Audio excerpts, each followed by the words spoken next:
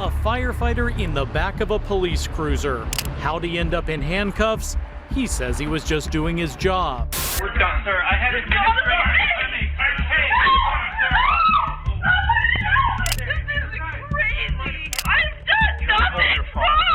Hey, check that out. I stopped to help somebody who's been shot. I'm getting arrested. Usually, heroes get rewarded for what they do. But sadly, these heroes get arrested by the police instead. And the reasons why are insane. Here are some instances where heroes ended up in jail. Starting with this hero who tried to save the victim of a fatal shooting. Thank you for teaching me not to be helpful, you fat. On October 9th, 2020, Joseph Garces, a retired firefighter, was driving his Jeep in Santa Paula, California, when he spotted a shooting victim named Samir Salgado lying in the parking lot in a pool of blood. Without hesitation, Garces got out of his car and started doing CPR to the victim. Soon after, police officers from the Santa Paula Police Department came to the scene. Don't go to the car. Don't go to that car. Stay over here. Stay over here. Stay over here. Come over here. That's your car? That's my car. I was driving by. I saw it. I'm a retired firefighter. Okay. I'm not a part of this. We don't know anything about that. We see a gun in the car. You're not going there. Do you have your ID? It's in the car. What's your name? Joe Garces. Joe Garces, you got to relax, okay? We know you're helping us out. Wait, but you guys aren't listening either. That's part of the problem. Yeah. As I said, we appreciate your being involved. Okay. We just run it. That's his knife. I took it out of his pocket to cut his shirt off. And that's your vehicle. Yeah, I was driving north. I saw the lady. They were looking this way, and I saw him down, and I thought it was beer or something. Spun around and came in, saw the blood. She said they were calling 911. I screamed, has he been shot? She said, yeah, it was. I was pulling in. Okay. Saw the gunshot wound to the side of his face. I did a quick check, found the gun in his waistband, rendered it useless, stuck it inside my car, grabbed his knife, cut off his shirt, and then you guys started showing up. Okay. Did you see anybody running, nothing, anybody leaving the area, anything? Not a thing. Garces gave his witness testimony to the officer, which was a polite and respectful interaction. However, things took a turn for the worse when Detective Rivera from the Santa Paula Police arrived and began to adopt a condescending attitude. Get this guy out of here. Sir. He's a witness. What the? Relax. Okay? We appreciate it. Huh? So I got a crime scene, sir. I'm a detective. Yeah, and I'm here helping him, so step the off. Okay? If you're a good detective, you wouldn't be yelling at me right now. You'd be taking care of your job. Over here. Yeah, you. I can't get the out of here. Get out of my crime scene. Get out of my crime scene. What are you going to do to me? Get out of my crime scene. I'm going to make you next time. Get out of my crime scene. Come with me, Mr. Garces. Mr. Garces. That's my... Come with me, Mr. Garces. No wonder people don't give you guys the benefit of the doubt. And I worked with you for 27 years. When do I get my car back then? Hey, thank you for teaching me not to be helpful, you fat piece. You have to step back. Step back. Step back. Step back. Step back. Step back. I don't know who you're. Oh yeah, so now you're gonna come over with me, huh? You're doing a really good job right now, aren't you? I need you to back up. You need to calm him. I need you to back up. Come here. No. I got it. Come here. No, you need to understand. Take it down a notch. You can take it down a notch. Somebody here's not Take it controlling themselves down. into you. Take a deep breath. Don't be a hypocrite. I've taken a deep breath. It's your turn now. Yeah, don't be a You hypocrite. want to talk like adults? I'll let you go. You Okay, want to talk did like you adults? start talking to me like an adult? Do you understand how I need to Do do you my see job? what you're doing wrong? If you know how to do this job and you have a badge, then you would understand. Now, do you want It's to go so for 148 if you have a badge? It's so Do you have a badge? Yes, Are you I do. retired? Yes. Do you want to go for 148 for being in a crime scene? Just because sergeants at patrol don't know how to do their job, and you were a You're cop saying at your one time- sergeant doesn't know how to do his job? Take him. Turn around. Where's your badge at? In my Jeep, like I keep saying, but you We're won't at your listen. Jeep. We're adding your Jeep. Hey, you will see it when you Do look you at the want front your of the car? Jeep. Do you want me to have to write a search warrant and keep it, or do you want to keep your car? Do you want to get home as soon as possible? I'm not talking anymore. Okay. Sink them in this car right here. 64. What's your first name? Joe. Joe. Hey, check that out. I stopped to help somebody who's been shot. I'm getting arrested. Garces was detained in the back of the police car for nearly 15 minutes before the detective finally released him. As a result of this incident, Garces got a dislocated shoulder and a torn labrum, injuries that needed surgical intervention to fix. Afterwards, Garces took legal action against Detective Rivera and the city of Santa Paula, of which they ended up reaching a settlement out of court. Even though Garces got monetary compensation, he would be hesitant to help someone again in the future. However, things turned out even worse for the next hero who would end up regretting his brave actions forever. The guy who pulls the gun isn't the one who goes to jail that night. You go to jail. Exactly. On June 27, 2023, Army veteran Matt Solon and Michael Loudermilk, the son of a Georgia congressman, were out with their girlfriends in a bar's parking lot when a man named Dwight Cooper threatened them with a gun. Matt swiftly disarmed and subdued Cooper, forcing him to the ground. He then called 911 after taking the gun away from him. Someone pulled a gun on me. This guy asked for a cigarette. We told him he doesn't have a cigarette. He's drunk, and he pulled a gun out on us. So I disarmed him. Who has the gun? I have the gun. It's disarmed. It has hollow points in it. It's a Glock. I want you to stand there, and I want you to put that gun on the ground, okay? Do not have it in your hand when they pull up. Okay, it's on the ground. Okay, tell them the gun's here and point to the ground, but keep your hands to where they can see them. Okay. All right, thank you. Where did that come from? It came from him bleeding from the head. The guy bleeding from the head? Yes, sir. I'm the victim. I don't know who you are. I don't know who you I are. am. Okay, do you think people ever lie to the police? Is it possible? I could have got shot today.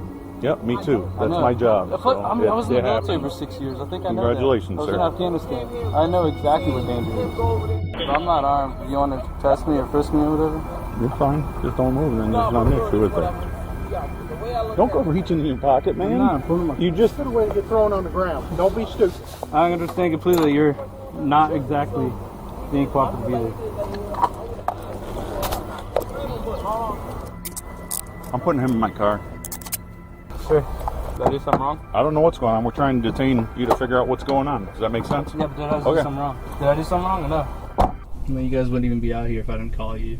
Look at it this way, man. Anytime we show up on a call, we have to do what we can for safety reasons until we can safely ask everybody questions. We got one guy with a gun, one guy bleeding, so we detain, and we wait till everything calms down, then we start asking questions and kind of figure out what happens in the scenario, just so you know why you're sitting back here. No, I have no idea why I'm sitting back here. It doesn't explain anything. Matt, step out now. Yes, sir. I had it under control, I feel like. You had what under control? The whole situation. I had him on the ground. I'm taking care of his the ambulance. I had it disarmed. And what else did you guys do? All I'm told is that you're the last one to have the gun. You started touching your pockets and everything. I asked you not to, and you're like, hey, I'm the hero, or whatever you were saying. Okay, sorry, sir. So- I see your perspective. Matt got arrested and was later charged with felony possession of a firearm. Later, both the police chief and Matt spoke to the media and explained what happened that day and the unjust reasons behind his wrongful arrest. In your view, is Matt Solon a hero? During his initial response, that yes, I agree with that comment. I think when the second act was taken, that's where the lines crossed, where he protected himself and the people he was with, and I commend him for that. Then part two is where he took action beyond that, and that's where he did cross the line. Did that appear to be punitive rather than defensive? Yes, that's what I saw. But Matt told a different story. I asked over and over and over again, what am I being arrested for? And Officer O'Brien said, he has rights too. The gunman has The rights. gunman has rights too. He was restrained and you hit him while he was restrained, and that's why you're going to jail. And I was like, he's never been restrained. He's not restrained. How long were you in jail? About 35 hours. The guy who pulls the gun isn't the one who goes to jail that night. You Exactly. go to jail. Exactly. He isn't arrested till the next month. No, and he's giving his gun back. They're gonna see this when they run my plate, that I've been arrested before. For a gun-related charge. For a gun-related charge, right. And they're gonna think in their head, oh, this guy just had a good lawyer. He got off it. The district attorney dropped all charges against Matt Solon, saying he acted in self-defense. However, by then, the damage had already been done. If you are enjoying the video so far, please remember to hit the like button and subscribe. In this case, the officers' actions messed up Matt's record forever, but what they did is nothing compared to what the next officers did. On February 4th, 2014, something unbelievable happened. A CHP Highway Patrol officer arrested Chula Vista firefighter Jacob Gregoire. The Chula Vista firefighters were providing medical aid to victims of a rollover car accident while using their fire trucks to block the road to keep everyone safe when an officer told them to move their trucks, warning them if they didn't, they'd get arrested. Jacob chose to stay, insisting he had a responsibility to the victim and couldn't just leave them. Okay, I don't have time for a cell phone. This is ridiculous. CHP is arresting Engineer Gregoire for where he spotted the fire engine. It's unbelievable. You have to do this. It's unbelievable. You guys have to treat us like this. We're on the road trying to help you guys. We asked you to clear the road and you said no, and you'd get arrested if we move it. We're in the middle of patient care with patients on the freeway. They're putting him in handcuffs at this time and walking him away. The chief of the Chula Vista firefighters backed up his colleague's choice, saying that putting the victim's life first was crucial. Jacob was released 30 minutes later. He showed great bravery by putting the victim's life first, But in the next case, another hero faced serious consequences for doing a similar act of bravery. We're done. No, we're done. You're under arrest. Hey. We're done. Sir, I have On July 26, 2017, police officers from the Salt Lake City Police Department went to the University of Utah Hospital to take a blood sample from a victim who was involved in an accident after a vehicle pursued by the police during a car chase collided with his vehicle, causing it to explode.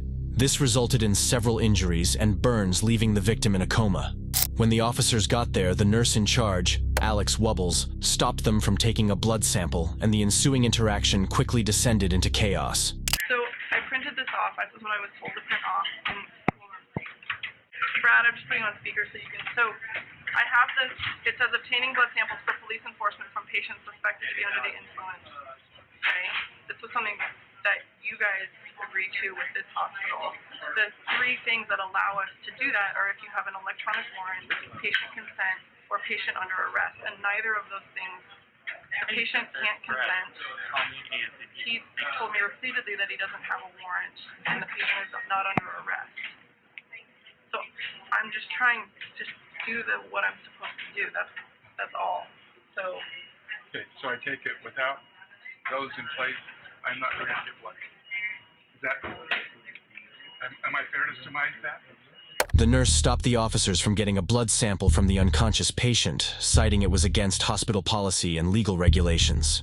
It was unsurprising that the officers failed to meet the necessary requirements. Their motive for seeking the blood sample was questionable.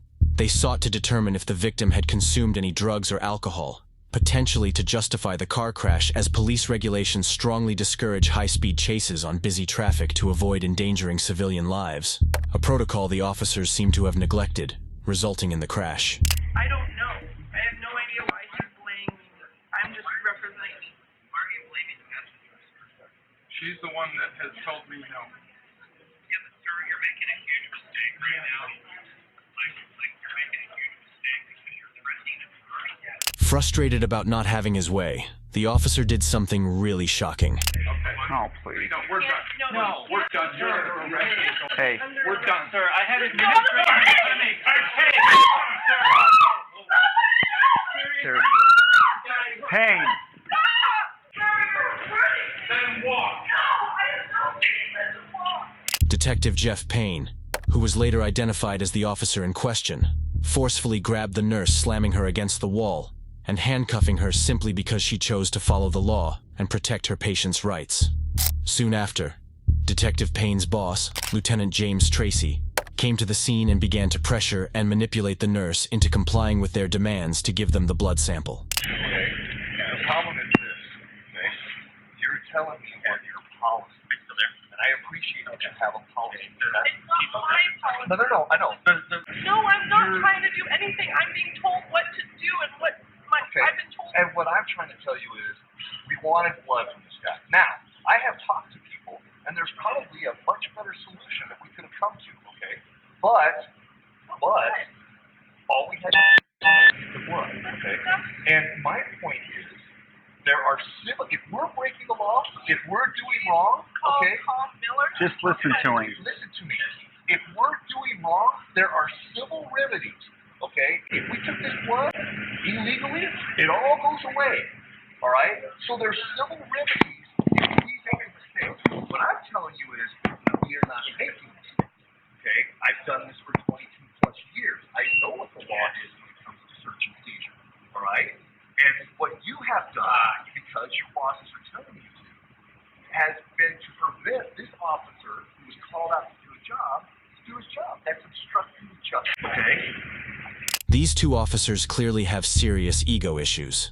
The nurse was eventually released and later agreed to a $500,000 settlement with Salt Lake City and the University of Utah over the incident.